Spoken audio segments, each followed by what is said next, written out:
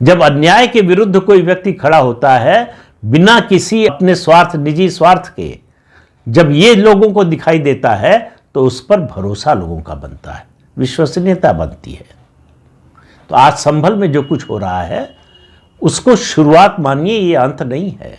ये ऐसी शुरुआत है जिसका असर केवल संभल या उत्तर प्रदेश तक नहीं, पूरे देश में होगा। और संभल का जो संदेश है, संभल में जो कुछ हो रहा है, जिस तरह से हो रहा है, सबसे बड़ी बात यह है कि सब कुछ संविधान और कानून के दायरे में हो रहा है। कानून और संविधान का उल्लंघन करके कोई काम नहीं किया जा रहा है। तो कोई उंगली नहीं उठा सकता कि आप कानून तोड़ रहे हैं, संविधान तोड़ रहे हैं या अपनी मनमानी कर रहे हैं। तो संविधान और कानून के दायरे में भी इतने बड़े परिवर्तन किए जा सकते हैं, इसका उदाहरण है संभल। और संभल को भूलिए मत, संभल पर नजर गड़ा कर रखिए। केवल इसलिए नहीं कि भगवान विष्णु का 12वां अवतार कल्कि के रूप में वहां होने वाला है, बल्कि इसलिए भी कि जो इस देश की समस्याएं हैं, असली समस्या, उनका कारण क्या है और उसका निवारण कैसे हो सकता है, ये सब संभल बता रहा है।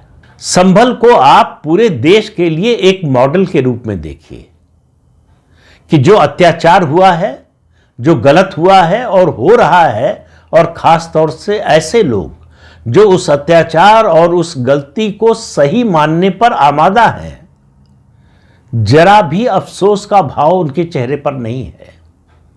उनको सबक सिखाने का समय है। सबक, फिर कह रहा हूं, कानून के दायरे में, कानून के मुताबिक जो सजा होती है वो उनको मिलनी चाहिए।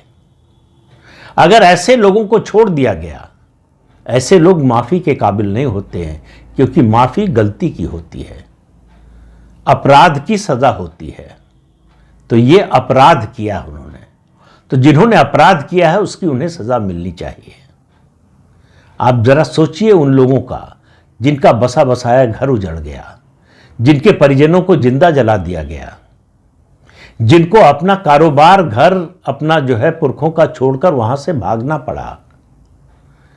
उन्होंने इतने दशक तक जीवन कैसे जिया होगा कि उनके साथ जो बुरा हुआ वो तो हुआ ही।